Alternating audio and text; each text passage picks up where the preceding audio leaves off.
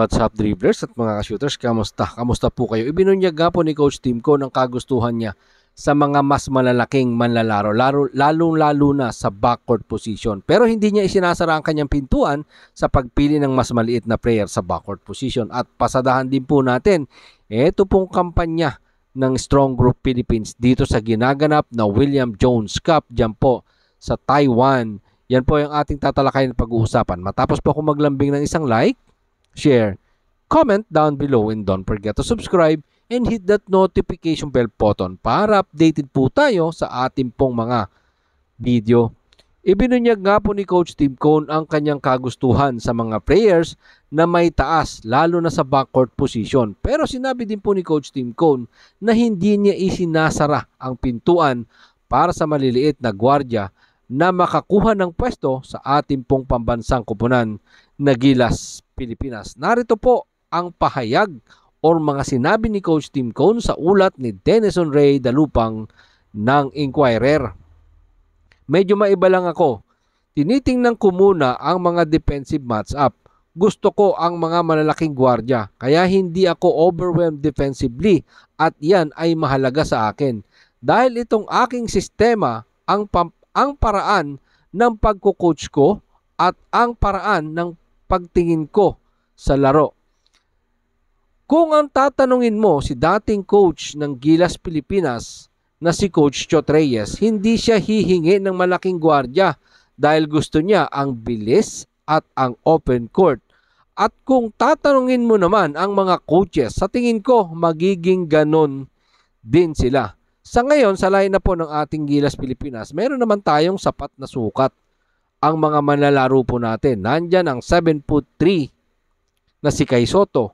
Sa gwardiya, meron din naman po siyang 6'2" na si Chris Newsome. Ito po yung pinakamalit doon sa isinalang niya sa katatapos na Olympic qualifying tournament. Di na din po yan alangan yung mga sukat na yan. Diba? So may laki, may sukat at bilis na rin natin may tuturing. Ito pong ating Gilas Pilipinas. Narito pa po ang dagdag na pahayag ni Coach Tim Cone sa ulat pa din ni Denison Ray Dalupang ng Inquirer.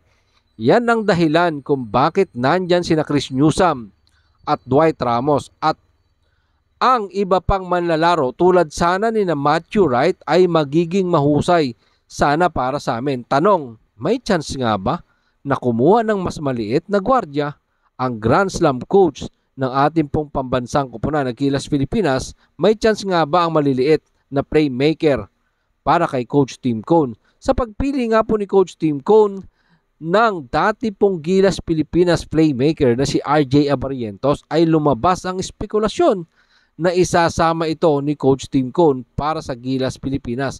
Sa ngayon, wala pa pong makakapagsabi niyan. Espekulasyon. Sabi ko nga, espekulasyon. Dahil hindi pa naman po nangyayari yan. Malay mo, malay natin, malay niya, mangyayari po iyan sa mga susunod na pagkakataon. Let's see what happened mga shooters. Dahil alam naman natin, si Coach Tim Cone, no, pag nagustuhan niya, baka malay natin, tingnan niya yung performance ni RJ Abarientos dito sa kampanya ng Barangay Ginebra San Miguel. Tingnan po natin yan. Si RJ Abarientos ay 5'11 lang. Sa ngayon, si Chris Newsome, ang maliit sa Gilas Pilipinas ni Coach Tim Cone, 6'1". Si RJ Abarientos, 24 years old pa lang sa ngayon. Si Chris Newsome, 33 years old na.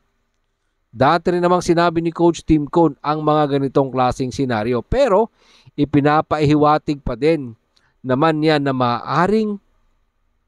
maraming pwedeng mangyari sa mga susunod na taon. Dahil isa nga sa mga layunin ng ating pong Gilas Pilipinas ngayon ay ang muling makabalik sa FIBA Basketball World Cup 2027. At ang makapasok muli, siyempre hangarin po natin yan, ang makapasok sa Olympic Games, diyan naman po gaganapin yan sa Los Angeles, California. Ito po yung huling bahagi ng pahayag ni Coach Tim Cone sa ulat pa din ni Denison Ray Dalupang ng Inquirer. Bigyan na lang natin ng highlights mga shooters ha. 12 players, sabi ni Coach Tim Cone, 12 players meron kami ngayon. Maaring mag-iba sa loob ng 3 taon or 4 na taon mula ngayon. At ang bawat kupunan ay nagbabago, magiging mahusay. So sana gawin natin yan sa team na ito. Pero kahit na-evolve na o nag-evolve na, ay gumagaling ka.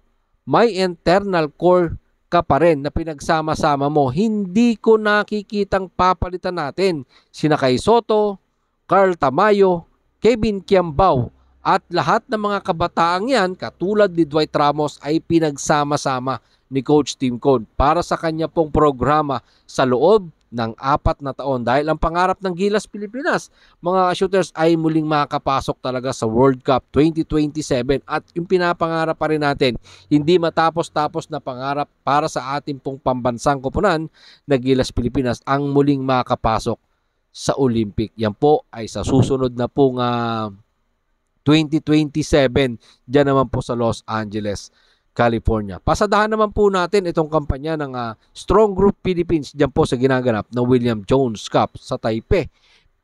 Pinagpapatuloy nga po ng SGA ang kanila pong kampanya. Tangan pa din po ang malinis na kartada 4-0 matapos nga ang impresibong performance kahapon kalaban naman ang Malaysia. Ang Strong Group Philippines nga po mga shooters ay nanalo sa 89 at 54 ng Malaysia. Sa nasabi nga pong panalo, gumawa ng mahabang run ang Strong Group Philippines sa pangunguna ni newly Barangay Ginebra San Miguel draftee RJ Avarientos sa 9.33 ng 4th quarter para sa 16-2 run. Sapat na po yan para hawakan ang 75-50 lamang laban sa Malaysia. Muntik na nga pong double performance si RJ Avarientos na nagtala ng kanyang 9 points, 12 assists.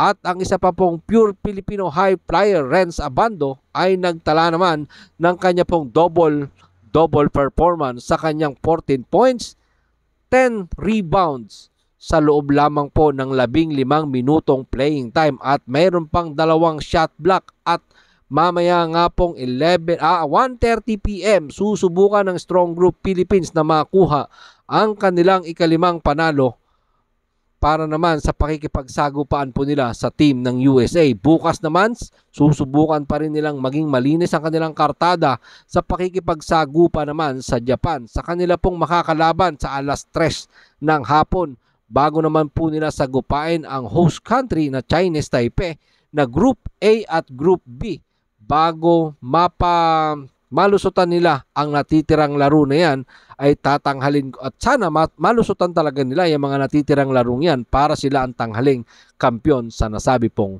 torneo. Yan po yung ating abangan dito po sa ating Gilas Pilipinas at dito sa kampanya ng Strong Group Philippines na sa ginaganap pong William Jones Cup dyan po sa Taiwan. Maraming salamat po sa inyong panonood na naman po ang inyong maging opinyon.